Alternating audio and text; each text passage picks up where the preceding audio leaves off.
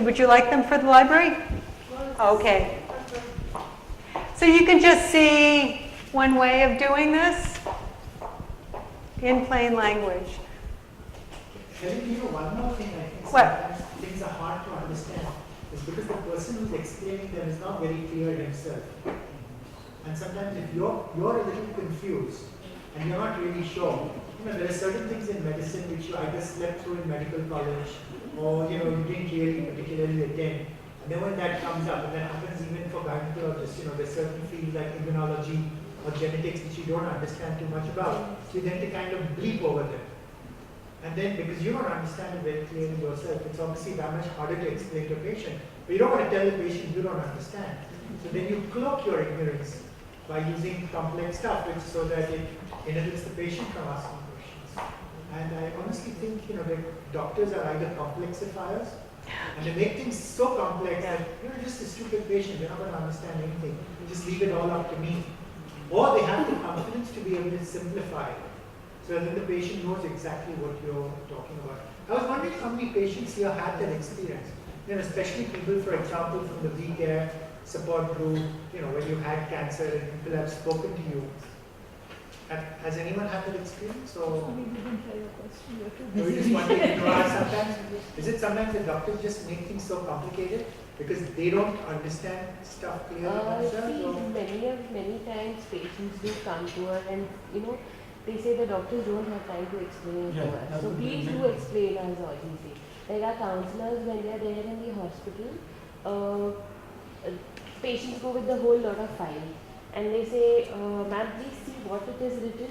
Please explain us what the drug is about.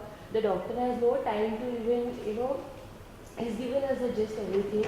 He's told us to take the medicine morning, evening, afternoon. But then what exactly it is? What will be the side effects for it? Even, like a diagnosis written also in so much of a doctor's terms, the patient wants to understand that. It's like, a word like palliative. Palliative chemo is there. Initially everybody is like, palliative means your treatment is over, everything is done. But when they come and say, but the doctor has told us to give palliative chemo, how is it going to help? At the end, the patient is going to die.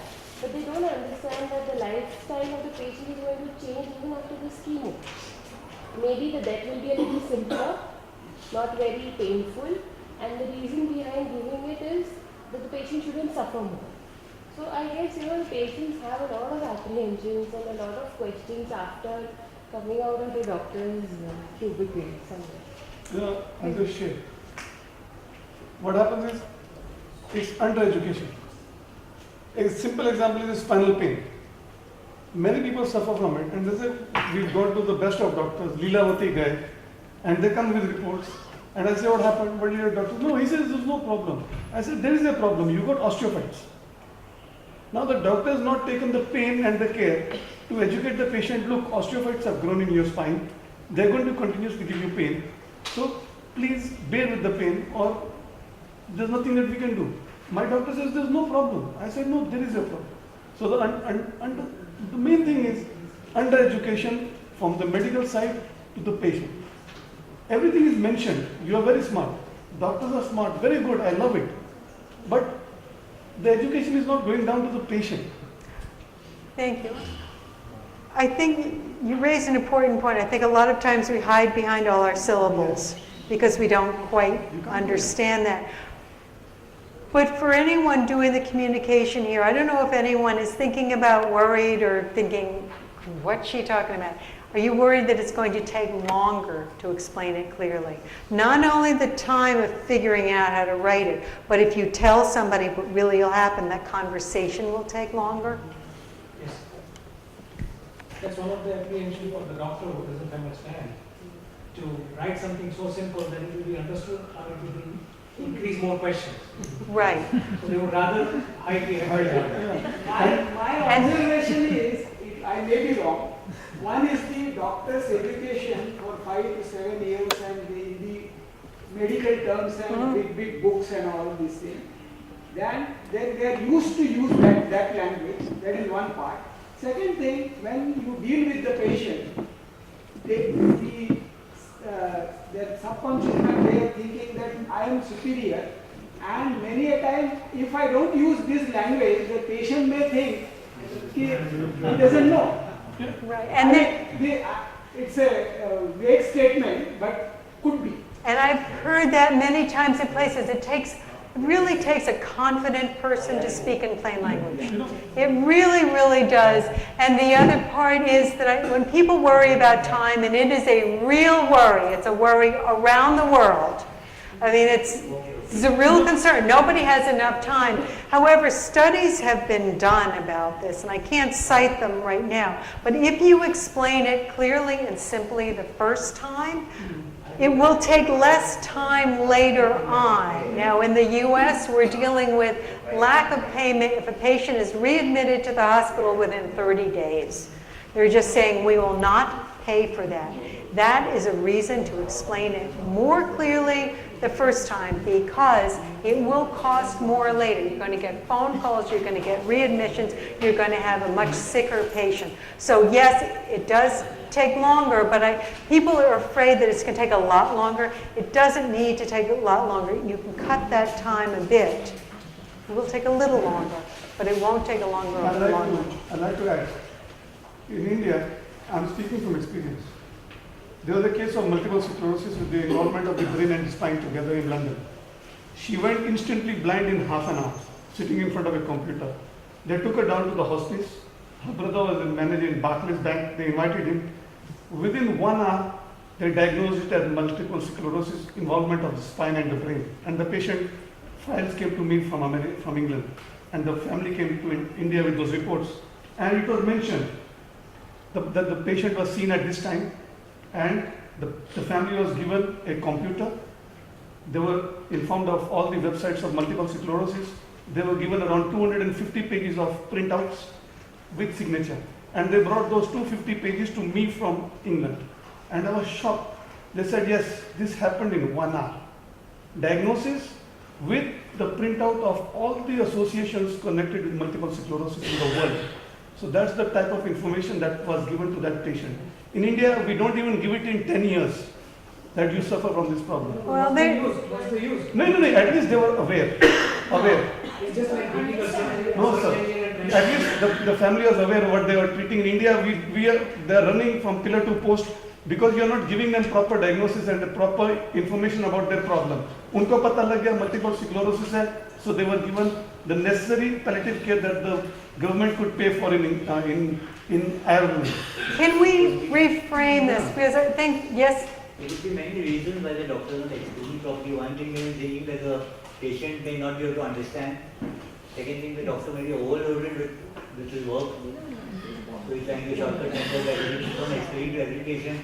How is he going to complete his work? No. and then when we talked about, I don't know if you were here this morning, that health literacy and health communication is two-way, the patients and the providers, and we can start blaming one part, blaming the other. The patient can't read, the provider doesn't have enough time, doesn't care. We can do all that. I really believe that we can make it better. We can't make it perfect, and we're not going to make it perfect by tomorrow. But if we can make it a little bit better, so I'd like to kind of keep going that way rather than figuring out who's at fault for it. So it's a hard problem, and I often say we are all part of the problem, because we are, but we are also all part of the solution. So can we move on to metaphors? I want to do that very briefly, and I want to do stories very briefly, and then have a little bit of time for visuals. Is that okay? Yes. All right. Metaphors. They're also may be called analogies or similes. What it really is comparing something familiar with something unfamiliar. You talked about a child who's like a monkey. Well, they're not like a monkey totally, but they're like in certain ways. So what is it, those Venn diagrams? The circles that overlap? It kind of like finds that overlapping place between one concept and another concept. You have your unfamiliar term, for example, you have your familiar one. Often they're put together with a like or as. You may not have to say it. I often describe a metaphor is like the outside and corner pieces of a jigsaw puzzle. It puts that familiar framework to all those unfamiliar pieces that go inside. Did you get it? A metaphor. What was that? What did I do to explain that? I used my hands. It's visual. To me, it's very visual. It's tactile almost. So it's a real everyday example to be doing that. I've learned a lot about metaphors from this Dr. Terry Rule, who is in Pennsylvania, has this wonderful website called the Altoona List of Medical Analogies. And you can go to the website, the link is here, and see how people have done this in many different ways. But I want to read you a few. And they answer many questions. But I don't know if you're dealing with this, I assume we are worldwide, is about you don't want to keep giving antibiotics. I mean, that's a real big problem now. You want to give antibiotics only when they're absolutely needed. So these metaphors try to answer that question. Why don't we use antibiotics for colds, acute bronchitis, and other viral illnesses? These are just some examples. You don't use bug spray to kill weeds in your lawn. Using antibiotics for viruses is like using a large net to catch minnows. They just go through the holes. Using antibiotics for viruses is like putting gas in your gas tank if your battery is dead.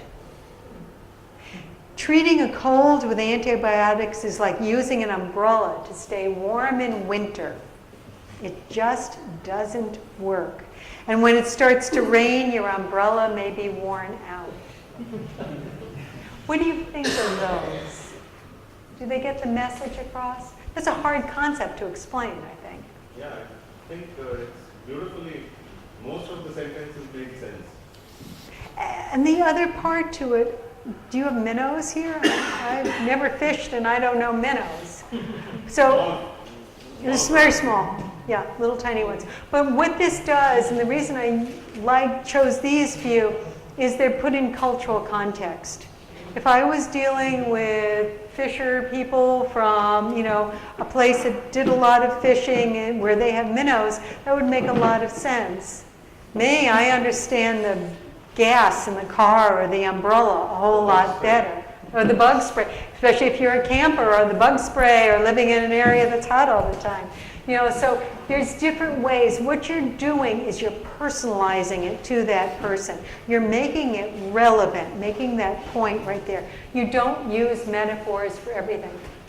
Okay, thank you. Nice meeting you. Glad you came.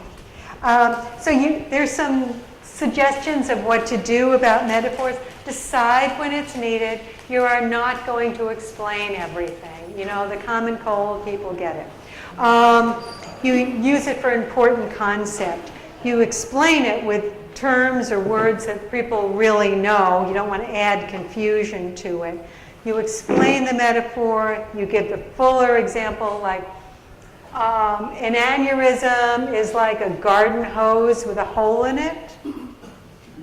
But an aortic aneurysm is not like a garden hose, because an aortic aneurysm happens in just this part of the body, where a garden hose can get a hole anywhere. So you want to explain the difference, and then you want to move on. You do not want to keep talking about a garden hose. Okay, so that's just one more tool. A lot of people like metaphors because they're very short. Very short and they're very effective.